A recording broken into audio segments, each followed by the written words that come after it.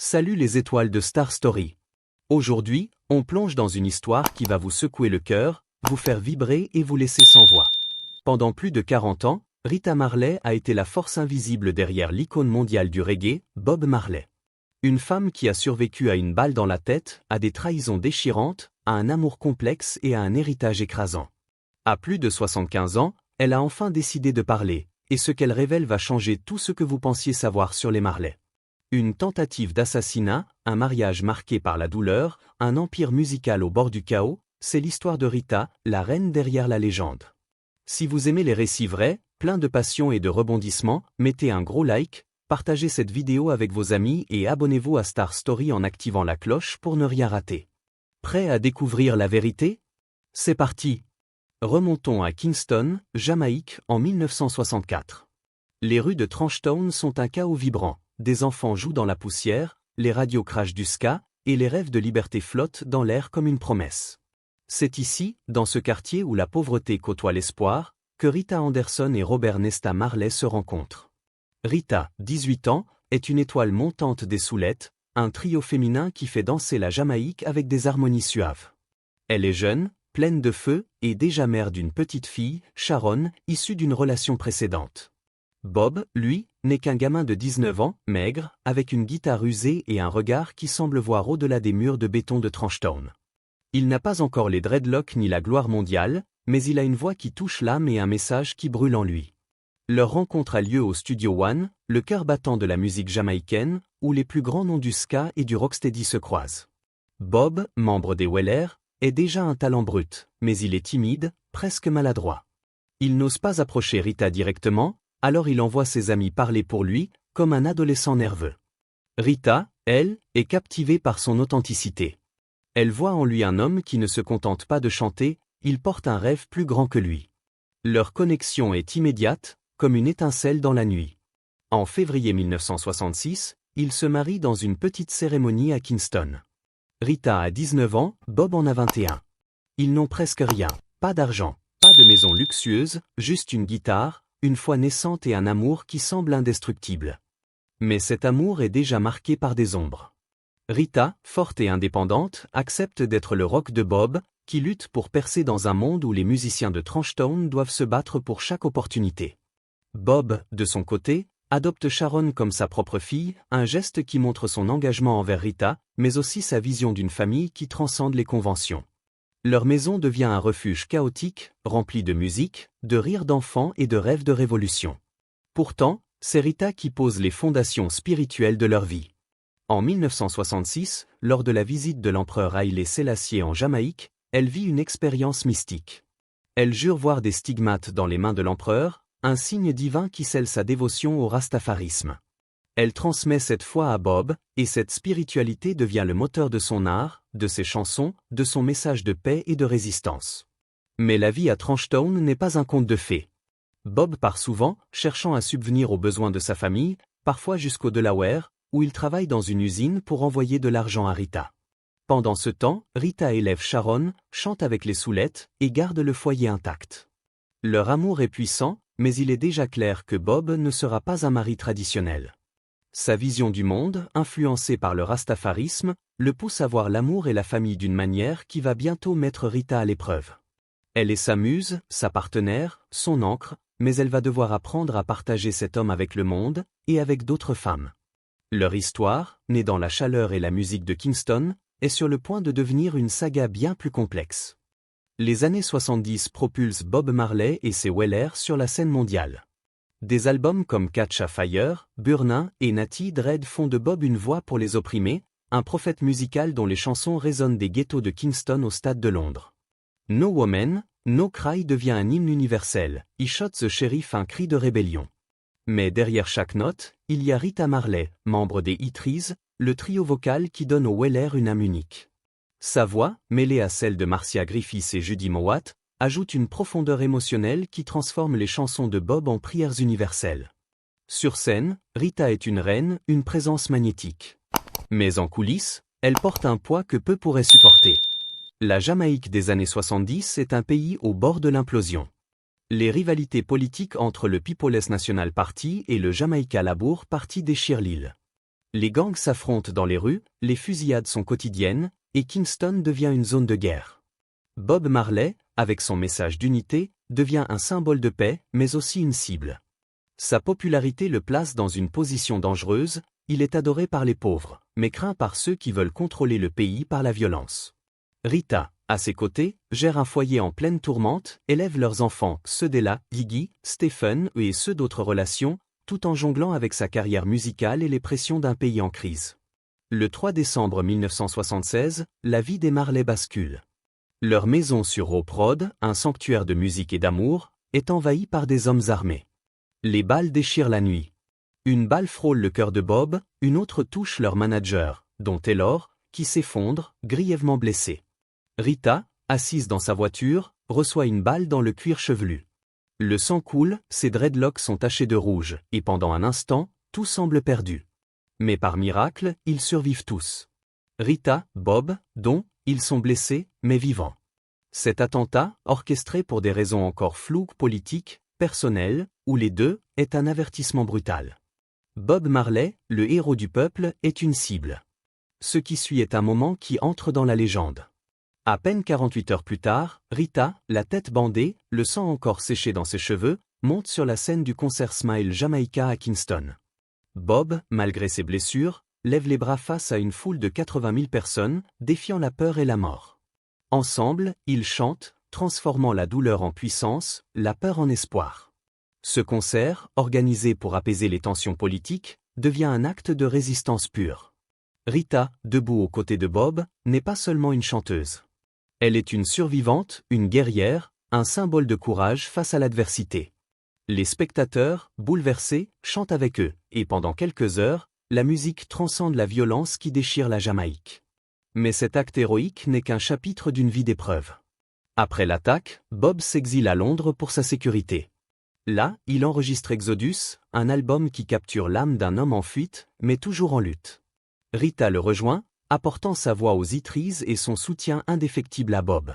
Elle chante sur Three Little Birds et One Love, des chansons qui deviennent des hymnes mondiaux. Mais même à Londres, loin des balles de Kingston, Rita doit affronter une autre forme de douleur, les choix de Bob, qui vont bientôt mettre leur amour à l'épreuve comme jamais auparavant. Bob Marley chantait l'amour universel, mais dans sa vie privée, cet amour prenait des formes qui brisaient le cœur de Rita. En tant que rastafarien convaincu, Bob voyait les enfants comme des bénédictions divines, peu importe leur mère. Il a reconnu 11 enfants de cette femme différente, ceux d'Ella, Ziggy, Stephen avec Rita, Damian avec Cindy Breakspear, Julian, Kimani, Rohan, Karen et d'autres avec d'autres partenaires. Des rumeurs parlent même d'enfants non reconnus, dispersés en Jamaïque, en Europe, aux États-Unis. Pour Rita, chaque nouvelle relation de Bob était une blessure, un rappel qu'elle ne serait jamais la seule dans son cœur. Pourtant, elle est restée, guidée par une foi et un amour qui transcendaient la douleur. Imaginez ce que cela représente. Préparez le petit déjeuner pour votre mari, puis le servir à une autre femme sous votre propre toit. Rita l'a fait, notamment avec Cindy Breakspear, Miss Monde 1976, qui a donné naissance à Damian Marley, aujourd'hui connu comme Junior Gong. Cindy, une beauté jamaïcaine à la peau claire, venait d'un milieu privilégié, et sa relation avec Bob était impossible à cacher. Les tabloïds jamaïcains s'en donnaient à cœur joie, étalant leur liaison au grand jour. Rita, elle, devait sourire en public, chanter aux côtés de Bob, et élever une famille qui grandissait avec les enfants d'autres femmes. Dans son livre No Woman, No Cry, My Life with Bob Marley, elle confie « J'ai dû apprendre à voir Bob comme un frère aimant, pas comme un mari traditionnel. » Ces mots cachent une douleur immense, mais aussi une force surhumaine. Rita a élevé non seulement ses propres enfants, Sharon, ceux d'Ella, Iggy, Stephen, mais aussi ceux de Bob avec d'autres femmes, comme Julian, Karen et Rohan. Elle a accueilli ses enfants dans son foyer, leur offrant amour et stabilité, même si chaque nouveau-né était un rappel des infidélités de Bob. Elle raconte dans une interview à BBC Caribbean, comme on dit, tu serres les dents et tu tiens bon. C'est ce que j'ai fait, parce que j'étais tellement amoureuse de cet homme. Mais cet amour avait un prix. La jalousie la rongeait, la pression des médias l'étouffait, et pourtant, elle ne partait pas.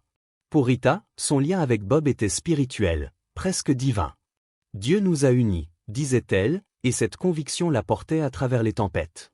Quand Bob est diagnostiqué d'un mélanome acrolentigineux en 1977, tout change. La maladie, découverte sous un ongle de son pied, se propage rapidement. Rita devient son infirmière, sa confidente, son rock. Elle l'accompagne en Allemagne pour des traitements expérimentaux, à Miami pour des consultations, et partout où la presse les traque. Elle endure la douleur de voir Bob affaibli, mais aussi de partager ses moments avec d'autres femmes, comme Cindy Breakspear, qui reste présente. Rita raconte avoir préparé des repas pour Bob et Cindy, serrant les dents face à l'humiliation. Mais elle ne faiblit pas. Dans les derniers jours de Bob, en mai 1981, elle est à ses côtés à Miami. Elle lave ses dreadlocks, prie avec lui, l'entoure de musique et de paix. Bob, mourant, porte une bague éthiopienne, un cadeau contenant des reliques du roi Salomon, symbole de leur lien sacré. Quand il s'éteint, Rita décrit sa mort comme une chute, la perte de son premier amour, de sa force, de l'homme qui était tout pour elle. Mais la douleur ne s'arrête pas là. La mort de Bob marque le début d'un nouveau combat, un combat pour protéger son héritage dans un monde qui veut le déchirer. Le 11 mai 1981, Bob Marley s'éteint à Miami, à seulement 36 ans. Le monde pleure un prophète, un révolutionnaire, un messie musical. Mais pour Rita, la perte est bien plus qu'un deuil, c'est le début d'une guerre pour préserver l'héritage de Bob. En tant que rastafarien, Bob refusait de rédiger un testament. Pour lui, parler de la mort était une violation spirituelle, une négation de la vie éternelle prônée par sa foi. Résultat ? Un empire musical estimé à 30 millions de dollars à l'époque, sans aucune directive claire. Ce qui suit est un chaos juridique et émotionnel qui ébranle la famille Marley pendant des décennies. Rita, déterminée à protéger l'héritage de Bob, se retrouve au centre d'un scandale explosif. Dans un geste désespéré, elle est accusée d'avoir falsifié la signature de Bob sur des documents juridiques pour sécuriser des droits d'édition et des parts commerciales. Avec l'aide de l'avocat de Bob, David Steinberg, elle tente de prendre le contrôle de l'empire, espérant protéger la musique et l'héritage de Bob des vautours qui commencent à tourner. Mais le stratagème est découvert. Les tribunaux jamaïcains destituent Rita de son rôle de fiduciaire et soumettent la succession à une révision complète. Cette révélation brise la confiance au sein de la famille. Les enfants, les associés, les producteurs, tous veulent une part de l'empire Marley. Chris Blackwell, patron d'Island Records, qui a propulsé Bob sur la scène mondiale, est accusé par certains de profiter de l'héritage, tandis que d'autres le voient comme le seul capable de naviguer dans ce labyrinthe juridique. Le chaos est total. Bob a reconnu 11 enfants de cette femme différente, mais tous ne sont pas légalement reconnus au moment de sa mort. Certains, comme Makeda Janesta, né quelques semaines après le décès de Bob, grandissent loin de la famille. D'autres, comme Imani Carroll, prétendument sa première fille, ne sont jamais officiellement inclus dans la succession. Des dizaines de personnes, en Jamaïque et dans la diaspora, revendiquent un lien avec Bob, parfois avec des preuves fragiles. Les tribunaux de Kingston, Londres et New York deviennent des champs de bataille. Les droits musicaux, les redevances, l'image de Bob, tout est contesté.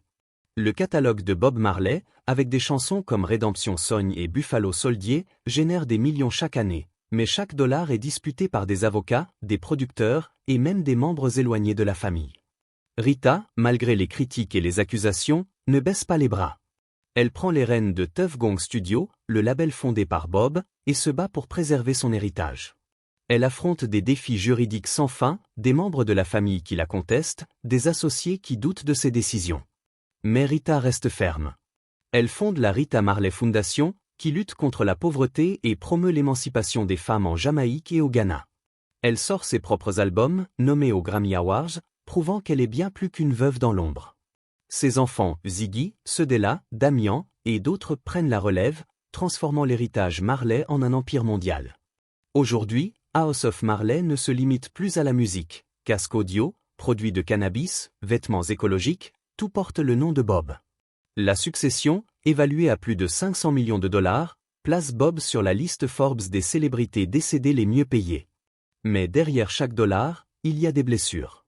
Les enfants de Bob, élevés dans des foyers différents, portent les cicatrices d'une famille fragmentée. Certains, comme Damian, deviennent des stars du reggae.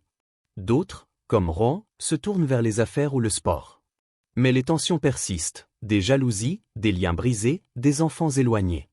Rita, aujourd'hui retraitée à Miami, entourée de ses petits-enfants qui l'appellent Nana Rita, reste la matriarche spirituelle des Marley.